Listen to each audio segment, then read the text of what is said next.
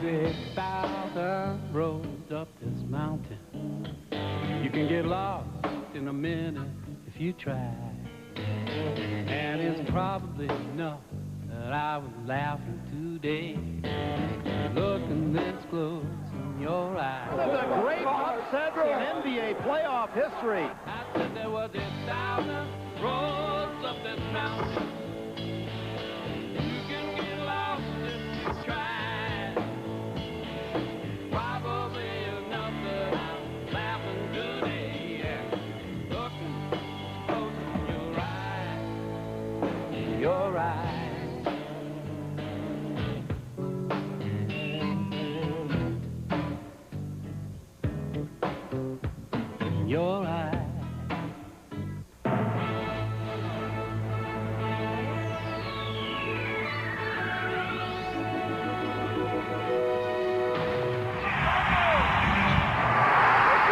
Malone came up with it. Stockton. It's out of bounds to the Jazz. Last touch by Abdul-Rauf. Everything they run is for Karl Malone, and he said yesterday he's going to have his hands on the ball quite a bit. He's going to be able to make some decisions, and Mahmoud Abdul-Rauf takes one. Spencer got him with an elbow. Spencer is first. Coming through the lane and then trying to come back in and help out. He takes a little short elbow right in the chin. We talked about walking up the ball versus hurrying it. That'll be the difference in the two guards. Abdul-Rauf, more patient. He's more the outside shooter. Pack is the hurry-up man. So both guards, Abdul-Rauf and Stockton, nothing for four.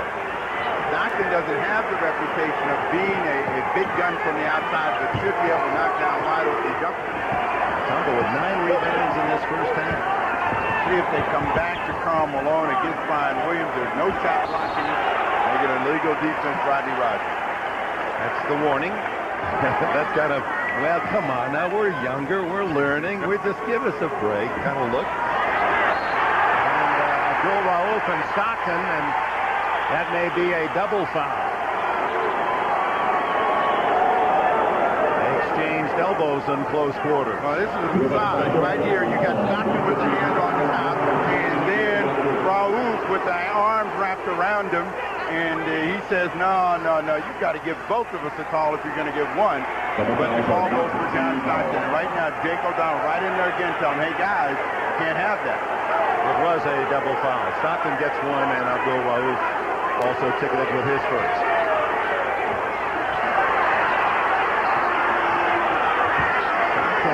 It's only 5'11", 175, but pound for pound as feisty as anyone in the league.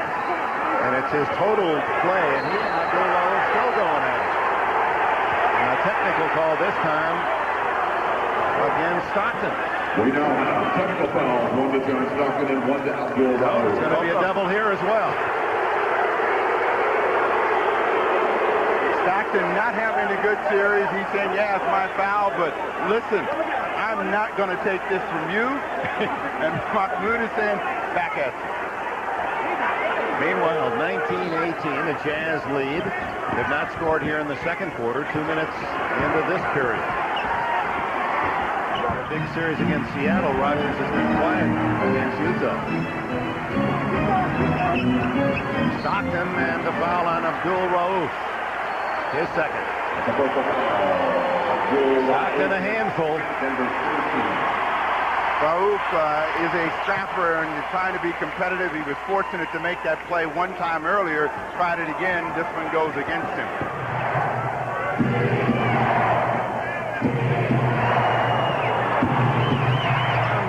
Ellis. 10-footer dead center. His first back. Karl Malone only gets one. He has 16 in the game. Rauf. And then he gets a basket for Denver. And it's 28-26. Under 8 to go. To grow as they stay close. The Jazz let him hang around. Hornacek now with 9. Rodgers against Benoit. Benoit with 2 fouls.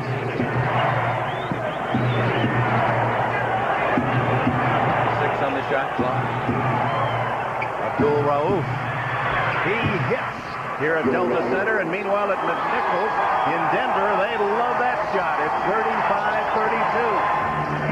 Mahmoud is due for a big game himself, and maybe he's calmed down offensively and will find his scoring touch. Stockton wants it. He's got the 10-footer. Little short, Mutombo. He has 11 rebounds in the half. 3-on-1 break. Abdul-Rauf is stiff. And a whistle. 35-34 if it counts. And Jake O'Donnell talking with Dan Issel. Well, Issel's all over Jake O'Donnell because he wanted to call against John Stockton. Call against Stockton, his second foul. On the bust out and a quick exchange between the two guards right at the end of the play, and you can't see it down at the bottom, comes John Stockton crashing into LaFonso Ellis, and you'll see right there he gets knocked, and then boom. Denver has done an excellent job of controlling their defensive glass. When there's been a miss, Utah's only gotten one scoring chance. Abdul-Rauf over Crotty, 42-37. 6 points for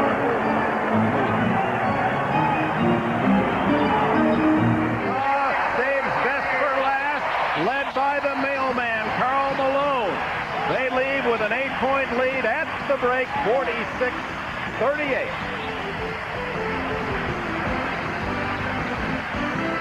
Welcome back. We're ready for the second half. And a reminder again, the home court advantage in Game 7 with Houston beating Phoenix today. 15 straight times the home team has won Game 7, leading scores. No one in double figures for the Nuggets. Reggie Williams with 8. And Karl Malone carrying the weight of these playoffs and his great 9-year career in the NBA on his broad shoulders. Just looking back 2 weeks ago in Seattle, the score at halftime then was 44-41 Seattle. Denver rallying to finally win it in overtime. Mutombo right over the top, misses everything, comes out to Abdul-Rauf, and he scores. Opportunity baskets is what they have been thriving off of, man. And he just left it short, and his own man hit him. Abdul-Rauf, tough set up, dumped to Jay Humphries. Karl Malone, a 15-point lead at the end of 3. Now a word from your local station.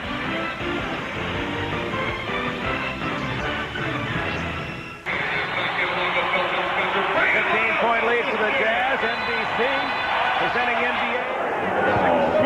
Facing elimination in these playoffs 6 times. 3 against Seattle, 3 to deny Utah until this one. Phoenix in 93 had 5. Reggie Williams at the line looking for the first point by either team in this fourth quarter, and it took 2 minutes and 33 seconds to score. LaFonso Ellis not making a big dent in that lead. Mahmoud. He hits inside the line, 83-71.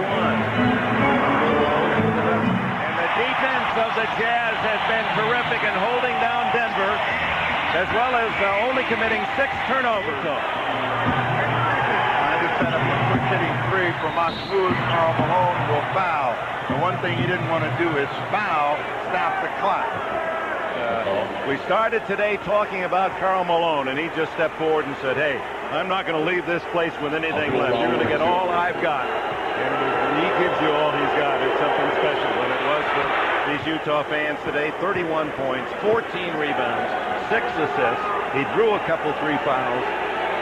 He was huge in that first half of play. And you look at the first and second quarters where he had 10 and 12, and that really was the life force for the Utah Jazz because they were able to get a little breathing room, and then they got some other people to come into play in that third quarter.